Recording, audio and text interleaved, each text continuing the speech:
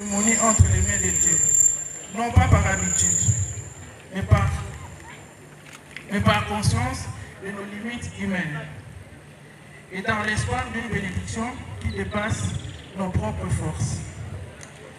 Si je me tiens devant vous aujourd'hui, c'est parce qu'une tâche m'a été confiée. Elle est modeste en apparence, immense dans ses exigences. Mettre en marche une comité au service des femmes de l'espace en amont, avec 3 missions concrètes. Premièrement, organiser dans Kinshasa, comme dans les provinces de l'Anamongo, des structures où les femmes puissent se réunir, parler et agir. Imaginer et porter des projets qui créent la valeur de l'activité et de la dignité. Et enfin, tisser des partenariats sincères et utiles, non pour défendre davantage, mais pour s'appuyer sur les bonnes volontés, afin de mieux se relever. Je ne vous parlerai pas de promesses illusoires. Je ne crois pas au miracle, si je crois un peu quand même, mais je crois au courage de la femme. Et je crois qu'aucun peuple ne constitue durement sans elle. Ma vision est simple.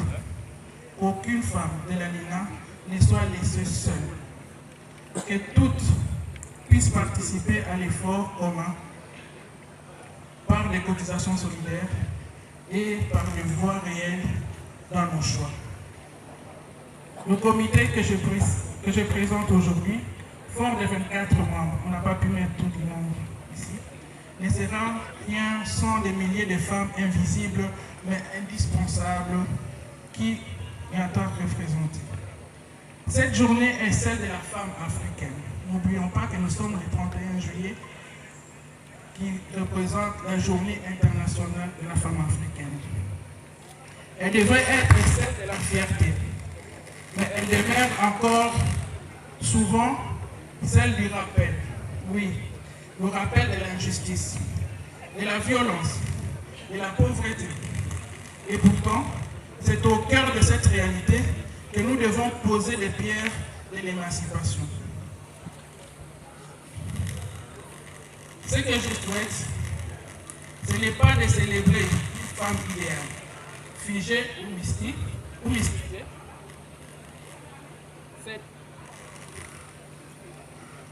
C'est d'accompagner, soutenir, protéger la femme réelle, celle qui travaille, celle qui résiste et celle qui s'était parfois.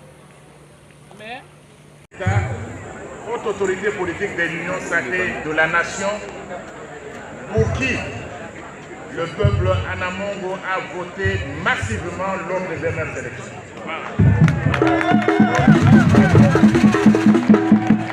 Je vous prie donc de bien vouloir l'applaudir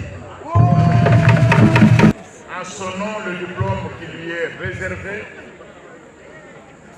et je promets de le transmettre en main propre à son Excellence Félix Antoine. Donc, je termine en vous réitérant nos sincères remerciements et en même temps nos félicitations pour l'activité qui se déroule en ce moment. Et je demande au peuple Anamongo de rester uni et de continuer à soutenir son Excellence Félix Antoine Tshisekedi Tshilombo, notre président de la République, pour tout le bien qu'il a à faire pour le peuple congolais. Je vous remercie.